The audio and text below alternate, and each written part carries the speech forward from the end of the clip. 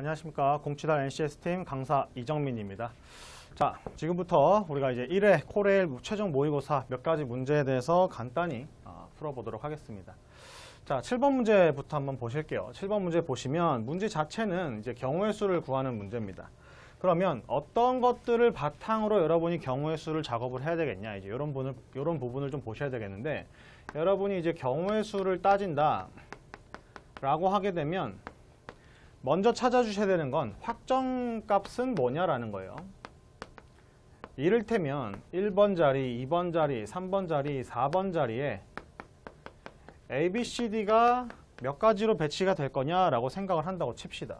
그럼 뭐 이제 여러분들은 첫 번째 자리에 4가지가 다 들어갈 수 있고, 그러면 뭐 두 번째 자리에는 하나 빠졌으니까 3가지가 들어가고, 뭐 이런 식으로 차곡차곡 나열을 해가지고 검토하시게 되는 게 이제 일반적이에요. 자, 그런데 확정값이 있는가를 먼저 확인하라고 말씀을 드리는 건, 조건에서 2번 자리는 B가 들어간다 라는 식에 대한 얘기를 하게 되고, 3번 자리에는 A가 들어갈 수 없다 라고 얘기를 하게 되면, 우리는 지금 3번 자리에 C랑 D가 들어올 수 있다. 그리고 1번 자리에는 A, C, D, 4번 자리에도 마찬가지로 A, C, D 해서 3가지, 2가지, 3가지가 작업될 수 있는 형태라고 한다면, 내가 먼저 생각을 해야 되는 건 적은 상황을 먼저 적은 상황을 먼저 찾아줘라 라고 하는 겁니다. 물론 베스트는 얘예요. 확실한 얘기들을 잡아주는 얘기를 먼저 체크하시고, 그렇게 해서 내가 따지지 않아도 되는 애로 빼주신 이후에 적게 가지수가 나열되는 형태를 먼저 작업을 하셔야 된다고 하는 거죠. 그런 것들을 먼저 보는 겁니다. 물론 지금 이 문제에서 여러분이 이런 것들을 일일이 엄청나게 따져야 되는 문제는 아니에요. 여러분이 이 문제 보시면 2행, 즉 3, 4, 5, 6번 4자리에는 4명이 배치가 된다. 3행, 4자리에는 4명이 또 배치가 된다. 그리고 1, 2, 11, 12 마찬가지로 또 4자리에는 또 다른 4명이 배치가 된다 라고 얘기를 하고 있습니다. 해서 4명이 4자리에 어떻게 배열되는가를 3가지 상황을 같이 한 번에 고려를 해라 라고 얘기를 하고 있는 상태예요. 그런데 조건 보시면 첫 번째 자리와 세 번째 자리와 7번째 자리에는 그룹별로 가장 나이가 많은 사람을 한 명 배치한다 라고 해서 누군지 모르겠지만 그 나이 많은 사람은 고정이 되어 있겠죠. 얘라고 치면 결국 우리가 하는 얘기는 세 자리에 3명이 배치되는 방법을 3가지를 동시에 고려해라 라고 얘기를 하는 겁니다. 그죠? 해서 2, 11, 12에 이를테면 나다라가 배치되는 방법, 4, 5, 6에 을병정이 배치되는 방법, 8, 9, 10에 BCD가 배치되는 방법의 가지수가 몇 가지겠냐라고 하는 거예요. 여기서 여러분이 유념하셔야 되는 건 가장 나이 많은 사람이 바뀔 수 있는 거 아니냐? 그건 아니겠죠. 그거는 확정적인 형태입니다. 그렇기 때문에 여러분이 잡아주셔야 되는 건 세 자리에 3명이 배치되는 방식. 여기에 3가지가 놓일 수 있는데, 그래서 한 명이 들어가게 되면 여긴 나머지 2명이 이제 종류를 결정하게 되겠고, 그러면 여기까지 결정이 되면 여기 뭐 나머지 1명이게 되는 거니까 결국 한 개 조건당 6가지가 있다라고 보시면 되겠습니다. 그런데 3가지 상황을 동시에 고려해야 되는 거니까 6가지 얘기가 또 있고 6가지 얘기가 또 있게 되겠죠. 해서 정답은 216가지가 있겠다라고 생각을 하시면 되겠습니다.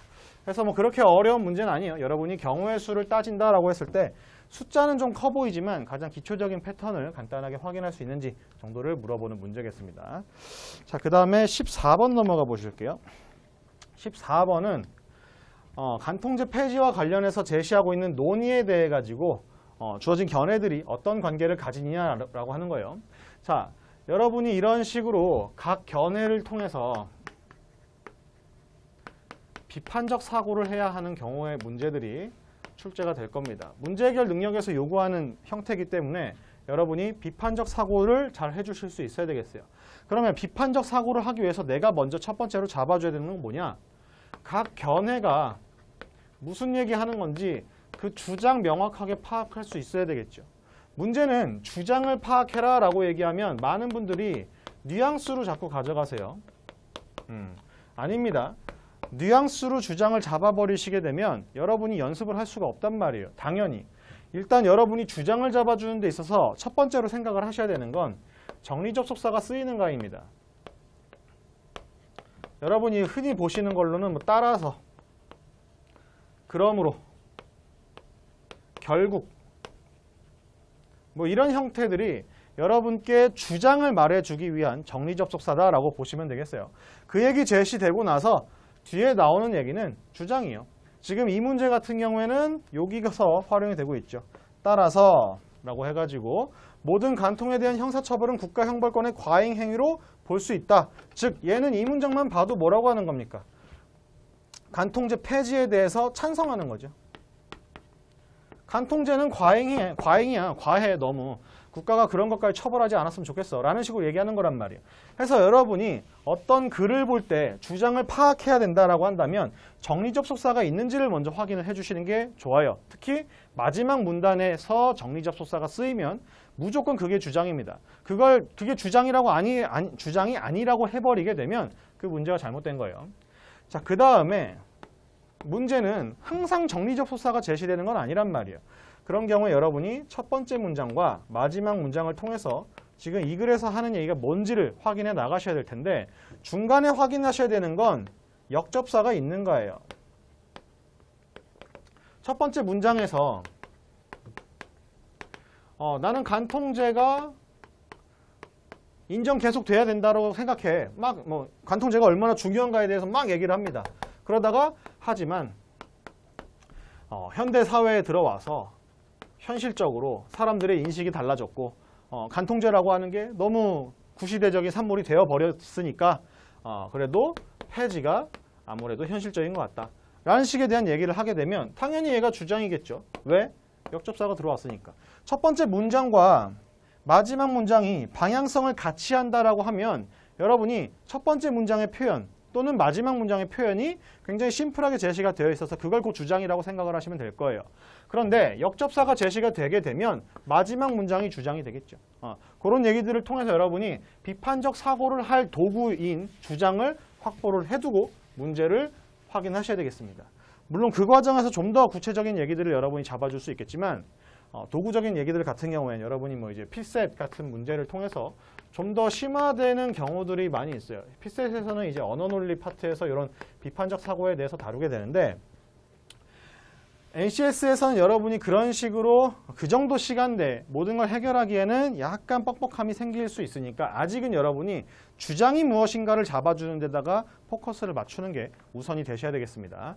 그런 부분은 이제 좀 더 구체적으로 그런 얘기를 다뤄주게 될 때 말씀을 드리도록 할게요. 자, 그러면 A, B, C 각각의 주장에 대해서 간단하게 좀 확인을 해봅시다. A가 뭐라고 얘기하고 있는지 보니까 그런데 라고 해가지고 하고 싶은 얘기는 성적 자기결정권을 중요시하는 인식이 확산되었다.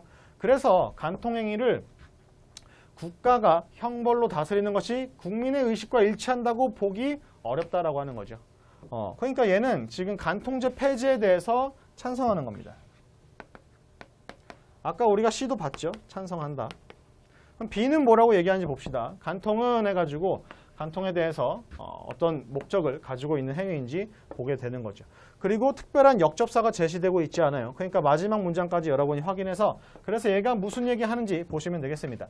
간통이 여전히 사회 질서를 해치고 타인의 권리를 침해한다는 점에 주목을 해야 된다라고 하는 거니까 간통죄가 유지되어야 한다. 즉 간통죄 폐지에 대해서 반대하는 견해라는 걸 B는 확인할 수가 있겠습니다. 해서 이런 식에 대한 정리가 형성이 되겠죠. 그리고 나서 여러분이 선지를 확인해 보시면 자, 비판적 사고에 대해서 몇 가지 용어가 있어요.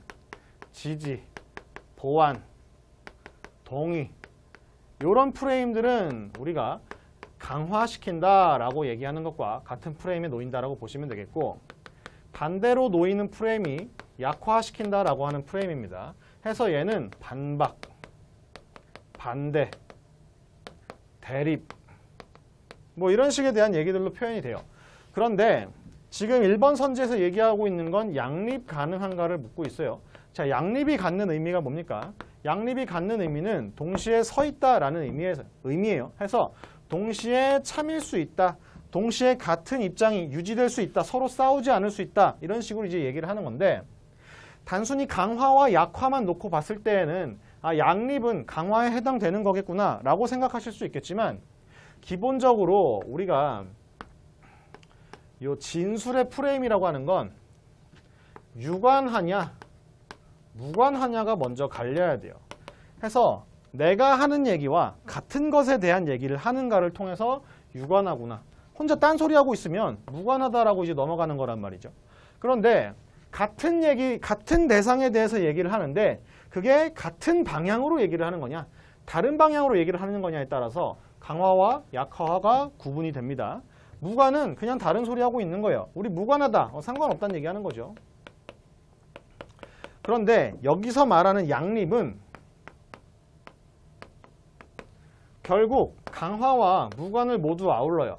양립 불가능하다라고 하게 되면 약화되는 걸 찾아라 라고 얘기하는 거지만 양립 가능한가를 묻는 건 강화되는 거니 또는 무관해서 둘이 같이 병존할 수 있는 거니? 라는 프레임으로 넘어가는 거기 때문에 여러분이 진술들 간의 관계에 대해서 유관하다, 무관하다, 그래서 강화다, 약하다라고 하는 것들을 다 구분해 줄 수 있어야 되겠습니다.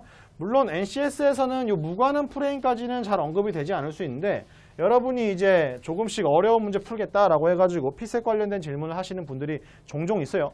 그런 경우에 여러분이 무관함이라고 하는 것까지 잡아주지 않으시면 우리가 진술 간의 관계를 명확하게 확인할 수가 없는 거기 때문에 꼭 유념은 해두셔야 되겠습니다. 자, 그러면 보실게요. 선지 1번 A견해와 B견해는 양립 가능하지 않죠. 서로 다른 입장에 놓여 있는 거기 때문에 양립 불가능합니다. 자, 2번 B의 견해는 C의 견해를 지지하지 않죠. 서로 다른 얘기하고 있는 거니까. 자, 3번 C의 견해는 A의 견해를 강화합니다. 서로 같은 얘기하고 있는 거기 때문에 A가 얘기를 하고 나서 C가 얘기를 하면 아, 그런 입장이 더 많구나. 이런 식으로 강화되고 있다라고